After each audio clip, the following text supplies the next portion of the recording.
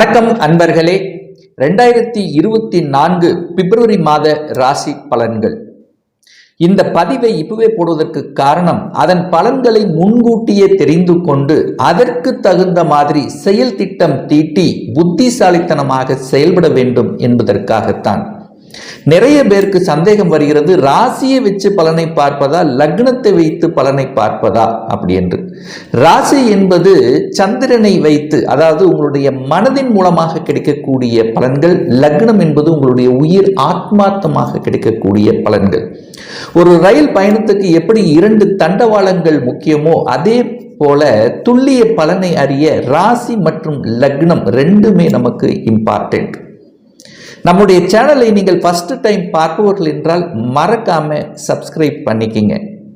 இந்த 2024 பிப்ரவரி மாதத்தில் என்ன மாதிரியான பலன்கள், சாதகம் என்ன பாதகம் என்ன மாதிரியான தெய்வ வழிபாடு நமக்கு உகந்தது என்பதை பற்றித்தான் இந்த பதிவில் நம்ம டீட்டெயிலாக பார்க்க போகிறோம்.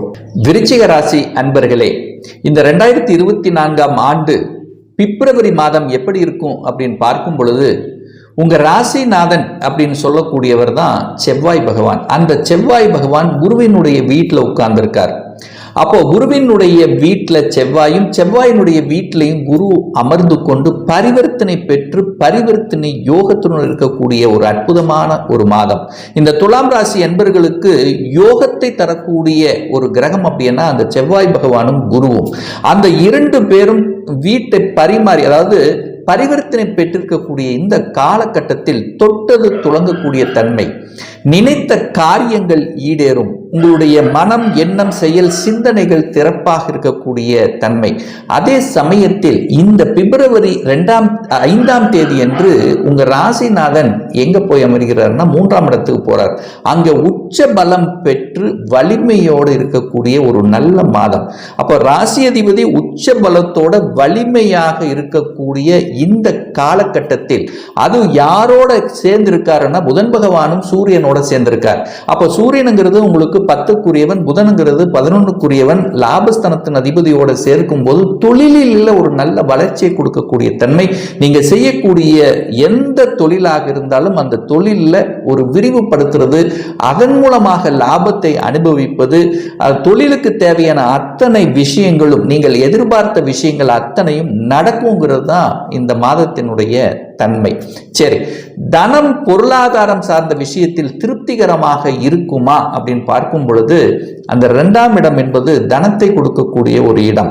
அந்த இடத்தின் அதிபதியாக இருக்கக்கூடிய குரு பகவான் அந்த இடத்தையே பார்க்கிறார், 2ஆம் இடத்தையே பார்த்து விருத்தியாகிறார். அப்போ பொருளாதாரம் ஏற்றத்தை தரக்கூடிய அமைப்பு, குடும்பத்தில் சுப காரியங்கள் செய்யக்கூடிய தன்மை. ஏன்னா சுக்கிரன் அங்க உட்கார்ந்து இருக்கார். சுக்கிரன் ஒரு சுப கிரகம், 7க்குரியவன் அல்லவா, திருமணஸ்தானத்தின் அதிபதி அல்லவா.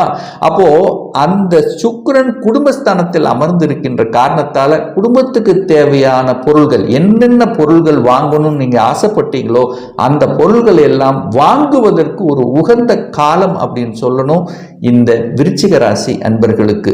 உங்களுடைய பேச்சுக்கள், அதாவது இதுவரைக்கும் தன்னுடைய பேச்சையே கேட்கலையே, என் பேச்சில் நான் ஏதாவது பேசினா ஏதாவது ஒரு தொந்தரவு வருது, பிரச்சனை வருது அப்படின்னு இருந்தவர்களுக்கெல்லாம் இப்போ உங்க பேச்சு 4 பேர் கேட்கக்கூடிய தன்மை. என குடும்பத்தில் இருப்பவர்களும் உங்களுடைய பேச்சை கேட்டு அதன்படி நடந்து கொள்வதற்கான வாய்ப்புகள் இருக்கிறது.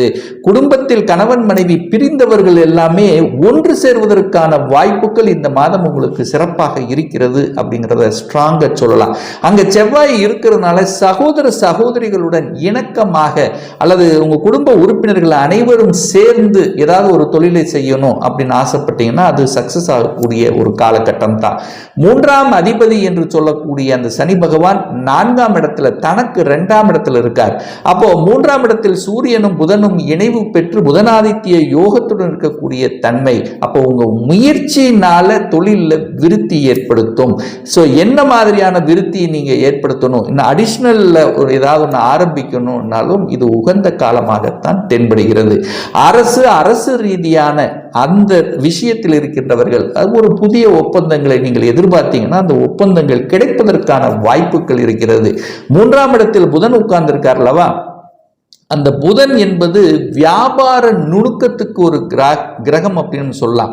அறிவு சார்ந்த, அதாவது எந்த இடத்தில் எதை பேசி அதை கச்சிதமாக முடிக்கணும்னா அதை கச்சிதமாக முடித்து வெற்றி பெறக்கூடிய ஒரு காலகட்டம், ஒரு ஸ்ட்ராட்டஜிக் பிளான் பக்கவா வகுத்து திறமையோடு செய்யக்கூடிய ஒரு காலகட்டம் அப்படின்னு சொல்லணும். அப்போ 3ஆம் அதிபதி 4ஆம் இடத்தில் இருக்கிறதுனால பிரயாணத்தின் மூலமாக அனுகூல ஆதாயங்கள், டிராவல் போகக்கூடிய வாய்ப்புகள் இருக்கும். அதனால ஒரு மன உளைச்சல் ஏற்படும். அந்த உளைச்சல்னால உங்களுக்கு அனுகூலம் ஆதாயம் கிடைக்கக்கூடிய தன்மை. அதே சமயத்தில் பார்த்தீங்கன்னா அந்த 3ஆம் இடம் என்பது வியாபாரங்கள், விற்பனை சம்பந்தப்பட்ட விஷயம், ரியல் எஸ்டேட் சார்ந்த துறையில் இருப்பவர்களுக்கு கணிசமான லாபத்தையும் புதிய ஒப்பந்தங்களும் கிடைக்கக்கூடிய வாய்ப்புகள் பிரகாசமாக இருக்கிறது. 4ஆம் இடத்தில் சனி உட்கார்ந்திருக்கார். அப்ப சனி 4ஆம் இடத்தில் இருக்கும்போது அந்த இடத்தை ஏதோ ரூபத்தில் கெடுப்பார் அப்படிங்கிற அமைப்புல அந்த சனி என்பது 4ஆம் இடத்தில் இருக்கிறதுனால அது தாய் ஸ்தானம்ங்கிறதுனால தாயினுடைய உடல் நலத்தை மட்டும் கொஞ்சம் கவனம் எச்சரிக்கையோட இருந்துக்கணும் அப்படிங்கிறதையும் ஞாபகத்தில் வைத்துக் கொள்ளுங்கள். 5ஆம் இடத்தில் ராகு உட்கார்ந்திருக்கார். அப்ப 5ல ராகு இருக்கும் போது கெடுத்து விடுமா, குழந்தைகளுடைய நலனை கெடுத்து விடுமா அப்படிங்கிற ஒரு ஐயப்பாடு எழும். அப்படி கிடையாது. குருவினுடைய வீட்டில் ராகு பெரிய பாதிப்பை உங்களுக்கு ஒன்றும் கொடுக்க போவதில்லை. குழந்தைகளுடைய படிப்பு சார்ந்த விஷயங்களும் சிறப்பாகத்தான் இருக்க போகிறது. அதே சமயத்தில் பூர்வ புண்ணியம், ராகுங்கிறதுன்னா உங்களுடைய தாத்தா வகையில் இருந்து வந்த சொத்துக்கள் சார்ந்த விஷயத்தில் இருந்து வந்த பிரச்சனைக்கு ஒரு விடிவு காலம், ஒரு தீர்வு கிடைக்கக்கூடிய சந்தர்ப்பங்களை உருவாக்கும். அதே சமயத்தில் 5ஆம் இடத்தில் ராகு இருக்கிறதுனால அது குழந்தை ஸ்தானம்ங்கிறதுனால குழந்தைகள் வெளிநாட்டில் போய் படிக்கணும் அப்படின்னு எடுக்கக்கூடிய அத்தனை முயற்சிகளும் உங்களுக்கு பலிதமாகக்கூடிய வாய்ப்புகள். 6ஆம் இடத்தில் குரு உட்கார்ந்திருக்கார். அப்போ 6ல குரு இருக்கிறதுனால என்ன ஆகும்னா, குருங்கிறது வயிற்றுக்கு சம்பந்தப்பட்ட ஒரு கிரகம்ங்கிறதுனால சிலருக்கு வயிறு சம்பந்தப்பட்ட உபாதைகள், ஜீரணம் சம்பந்தப்பட்ட பிரச்சனைகள் வருவதற்கான வாய்ப்புகள். ஸோ அதை நம்ம கொஞ்சம் கரெக்ட் பார்த்துக்கணும். 6ல குரு இருக்கிறதுனால கடன் உங்களுக்கு கிடைக்குமானா நிச்சயமாக கடன் கிடைக்கும். வங்கியில் அப்ளை பண்ண கடன் உங்களுக்கு நிச்சயமாக, அதாவது ஒரு வீடு வாங்குறக்கோ, ஒரு நிலம் வாங்குறக்கோ, இல்லை ஒரு புதிய வாகனம் வாங்குறக்கோ அப்ளை பண்ணீங்கன்னா நிச்சயமாக கடன் கிடைக்கக்கூடிய வாய்ப்புகளும் சந்தர்ப்பங்களும் சிறப்பாக இருக்கு. அந்த குரு பகவான் 12ஆம் இடத்தை பார்க்கிறார் அல்லவா, அந்த 12ஆம் இடம் என்பது வெளிநாட்டு சம்பந்தப்பட்ட ஒரு இடம்ங்கிறதுனால அந்த 12ஆம் இடத்தை அதிபதியையும் அந்த குரு பார்க்கறதுனால நீங்க வெளிநாட்டில் செட்டில் ஆகணும் அப்படின்னு நினைத்து கொண்டு அதுக்கு பிஆர் அப்ளை பண்ணி காத்து கொண்டு இருப்பவர்களுக்கு நல்ல செய்திகள் வரக்கூடிய ஒரு தன்மை.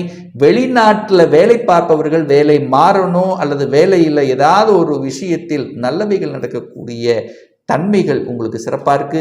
ஏற்றுமதி இறக்குமதி சம்பந்தப்பட்ட துறையில் இருப்பவர்களுக்கு புதிய அனுகூலங்கள், புதிய ஒப்பந்தங்கள் கிடைக்கக்கூடிய வாய்ப்புகள். அதாவது இந்த வெளிநாட்டு சம்பந்தப்பட்ட விஷயங்கள், அந்நிய மதம் சம்பந்தப்பட்ட விஷயத்தில் இருக்கின்றவர்கள், அதை சார்ந்த விஷயத்தில் இருக்கிறவர்களுக்கு ஒரு நல்ல செய்திகள், யூஸ்ஃபுல்லான தன்மைகள், புதிய நண்பர்கள் கிடைக்கப்படுவார்கள். அந்த நண்பர்கள் மூலமாக அனுகூல ஆதாயங்கள் கிடைக்கக்கூடிய தன்மைகள். 7ஆம் இடம் என்பது திருமணத்தை குறிக்கக்கூடிய இடம். அந்த இடத்தின் அதிபதியாக இருக்கக்கூடிய சுக்கிரன் எங்க உட்கார்ந்துருக்காருன்னா குடும்பஸ்தானத்தில் உட்கார்ந்திருக்கிறதுனால குடும்பத்தில் ஒரு உறுப்பினரை இணைத்து கொள்ளக்கூடிய நிகழ்வு. அப்ப குரு பலன் இல்லையே, அப்ப திருமணம் நடக்காதா அப்படின்னு நீங்க நினைக்க வேண்டியதில்லை. உங்களுக்கு ஒரு நல்ல தசாபுத்தி நடக்கும் போது திருமணம் சார்ந்த அனைத்து விதமான சுப காரியங்கள் நடந்தேறும் அப்படிங்கிறது தான் அமைப்பு. 8ஆம் இடத்து அதிபதியாக இருக்கக்கூடிய அந்த புதன் பகவான் 3ஆம் இடத்துல முயற்சி ஸ்தானத்தில் போய் உட்கார்ந்திருக்கார். அதாவது 8க்குரியவன் தனக்கு 8ல போய் மறைஞ்சிட்டார் அல்லவா, அப்போ உங்களுக்கு வலி வேதனை கொடுத்து கொண்டிருந்த, அதாவது ஒரு வம்பு வழக்கு சம்பந்தப்பட்ட விஷயத்தில் சிக்கி தவித்து கொண்டு அதிலிருந்து வெளிவராமல் இருந்தவர்களுக்கெல்லாம் இப்போ அது வெளிவருவதற்கான சந்தர்ப்ப சூழ்நிலைகளை நிச்சயமாக உருவாக்கும். அதே சமயத்தில் பார்த்தீங்கன்னா இந்த மாதம், அதாவது 13ஆம் தேதி சூரிய பகவான் போய் 4ஆம் இடத்துல போய் அமர இருக்கிறார். அந்த 4ஆம் இடத்தில் அமர்ந்து கொண்டு 10ஆம் இடத்தை பார்க்கிறார். அப்போ அரசு ஏன்னா 10ஆம் இடம் என்பது ஒரு தொழிலை குறிக்கக்கூடிய இடம் அல்லவா, அந்த 10ஆம் இடத்து அதிபதி 10ஆம் இடத்தையே பார்க்கிறார். அப்போ நிச்சயமாக அந்த 10ஆம் இடம் வலுப்பெற போகிறது. ஒரு சிலர் பார்த்தீங்கன்னா புதிய தொழிலை ஆரம்பிக்கலாம், அதற்கான அனுமதி, அரசாங்க அனுமதி கிடைக்கப் பெறக்கூடிய சந்தர்ப்பங்கள் உங்களுக்கு சிறப்பாக இருக்கிறது. அரசில் வேலை பார்த்துட்டு இருந்தவர்களுக்கு திடீர் ப்ரொமோஷன் கிடைக்கக்கூடிய வாய்ப்புகள், இடமாற்றம் நடக்கக்கூடிய வாய்ப்புகள் சிறப்பாக இருக்கிறது அப்படின்னு சொல்லலாம். அரசாங்க எக்ஸாம் எழுதி காத்து கொண்டிருக்கின்றவர்களுக்கு நல்ல செய்தி கிடைக்கக்கூடிய ஒரு தன்மை. அதாவது ஒரு சிலர் பார்த்தீங்கன்னா தன்னுடைய சொந்த ஊரிலிருந்து, அதாவது எங்க ஸ்டேட் கவர்மெண்ட்லேருந்து சென்ட்ரல் கவர்மெண்ட்டுக்கு செல்லக்கூடிய வாய்ப்புகள் உங்களுக்கு சிறப்பாக இருக்குது. 11ஆம் இடத்தில் கேது இருப்பது உங்களுக்கு மேன்மையை தரக்கூடிய தன்மை. அது புதன் மனையில் கேது இருப்பது உங்களுக்கு அளவுக்கறிந்த ஒரு ஞானத்தை தரக்கூடிய தன்மை. எதை செய்தால் நல்லது, எதை செய்தால் தீமை அப்படிங்கிற அந்த அறிவுத்தன்மை, ஞானோதய தன்மைங்கிறது இயல்பாகவே உங்களுக்கு வெளிப்படும் இந்த மாதம். அப்போ உங்களுடைய உள்ளுணர்வு என்ன சொல்கிறதோ அதை நீங்கள் செய்து கொண்டால் உங்களுக்கு திருப்தியை தரும். வேலை இல்லாதவர்கள் அவசரப்பட்டு வேலையை விட்டுட்ட இன்னொரு வேலைக்கு அப்ளை பண்ணியிருக்கிறேன், இந்த மாதம் எனக்கு இறுதியில் வேலை கிடைச்சிருமா அப்படின்னு நினைத்து கொண்டிருந்தவர்களுக்கு நிச்சயமாக இந்த மாதம், அதாவது 12ஆம் பிப்ரவரி 13ஆம் தேதிக்கு அப்புறம் எந்நேரமும் உங்களுக்கு ஒரு நல்ல வேலை அமையுங்கிறதுல எந்தவித மாற்று கருத்தும் இல்லை. ஆனால் சூரியன் சனியோடு இருக்கிறதுனால தகப்பனோட மட்டும் ஒரு நல்ல உறவை பேணி காத்து கொள்ளணும் அப்படின்றது, அதாவது ஒருவருக்கு ஒருவர் கொஞ்சம் விட்டு கொடுத்து செல்லணுங்கிறதையும் ஞாபகத்தில் வைத்து கொள்ளுங்கள். ஒரு நல்ல தெய்வ வழிபாடு அப்படின்னு எடுத்துக்கொண்டால் இந்த விருச்சிக ராசி அன்பர்களுக்கு ஒவ்வொரு செவ்வாய்க்கிழமை என்று முருகப்பெருமானை தரிசித்து வந்தால் உங்கள் மனதிலிருந்து வந்த அத்தனை விதமான குழப்பங்களுக்கு விடை கொடுக்கும் அப்படிங்கிறதுல எந்தவித மாற்று கருத்தும் கிடையாது.